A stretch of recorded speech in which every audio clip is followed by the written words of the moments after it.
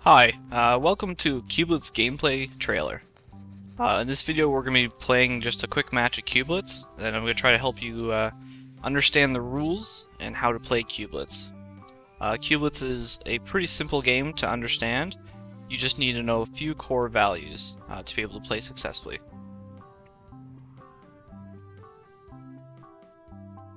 At the beginning of every match there's a few match rules to go over.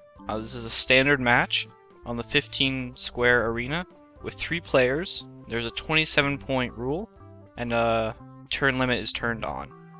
These are the shapes you have available and the items you have available from tier 4. We'll be moving pretty quickly, so I can't cover everything, but all this information is available online, or if you have any other questions, post it in the comment section and we'll cover them as much as we can. Thank you. On the right here you have all your items in your item list. By clicking on the little item information button in the top right, you can check up any information on any item that you currently have. We just placed a trap here.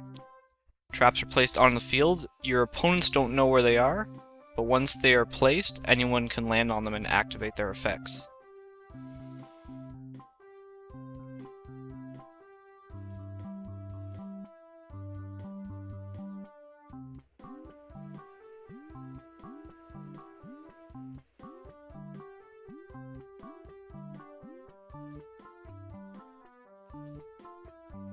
You can place as many traps as you want in a single turn. The only thing that ends your turn is the placing of a shape.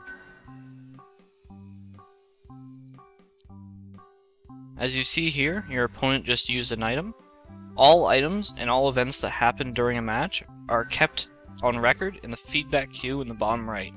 By clicking on it, you can kind of have a recap of what's happened, and you can click on the smaller little item info button there to try to get info on what's been used against you and what you've used. This helps you identify any items that you've never seen before or might just not be completely comfortable for. Again, all this information is posted online and available actually within the game's tutorials.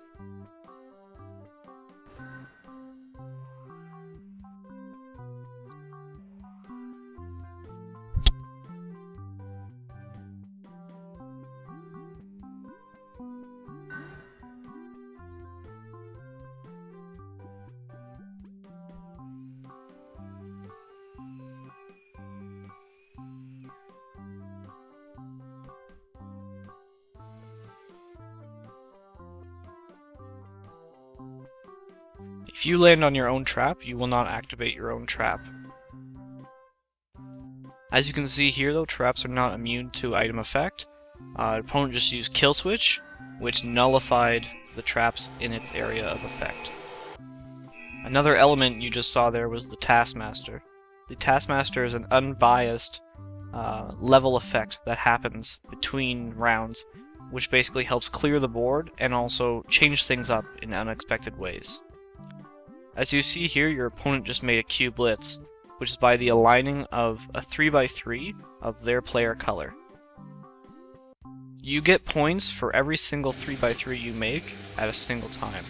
As you saw there, it was a 4x3, so that is technically 2 CuBlitzes, and it rewarded the player more points than normal. Huge CuBlitz combos placed on the grid in a high point area is the key to winning a game. As you might have noticed on the grid, there's 3 types of grid tops. There's the normal gray, one with a star, and one with a toxic symbol. These grid boards are what assign the points for each CuBlitz. As you can see, when that CuBlitz was made there, different values were assigned to each top. Normal tops assign 1 point per elevator. The stars assign +3. And the toxic symbols assign -1 points. So as well as trying to make the most of a CuBlitz, you also should put CuBlitzes in areas that have high amounts of stars to make sure that you make as much points as you can out of a single CuBlitz.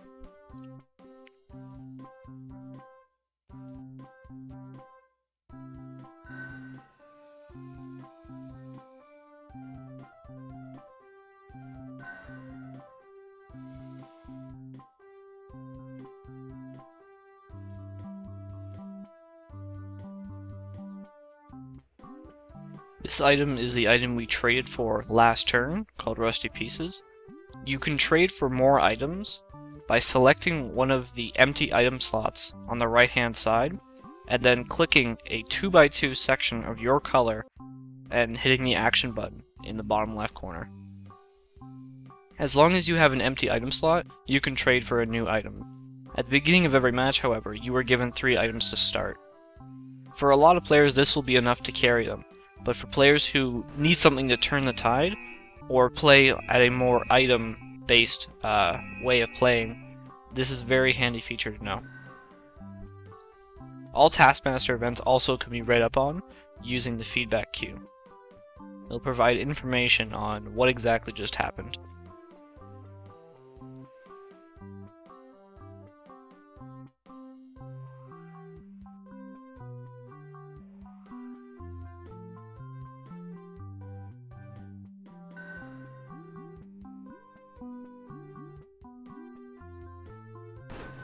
As you saw there was a +3 and a single -1 there.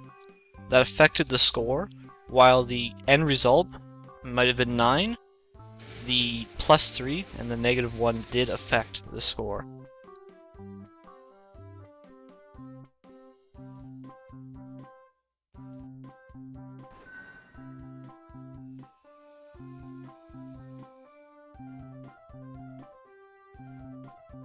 By clicking on the shape widget on the left hand side, you open up the ability to modify your shapes.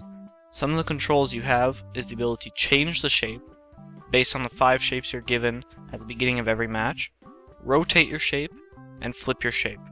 You can also zoom in and out of the game board to try to get a better view, or also just to get a more close-up of individual pieces. For bigger boards, this is more handy.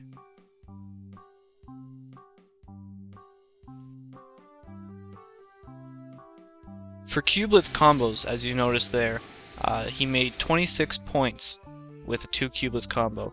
How points work on CuBlitz combos is spots that occupy more than a single CuBlitz, a CuBlitz being a 3x3 section of the grid, are given a value for every CuBlitz they occupy, as well as 1 bonus value. A quick example of this is if you have a normal elevator spot that occupies 2 CuBlitz spots at the same time, you will get 3 points for that one spot. You get 1 point for each of the CuBlitzes and 1 bonus value.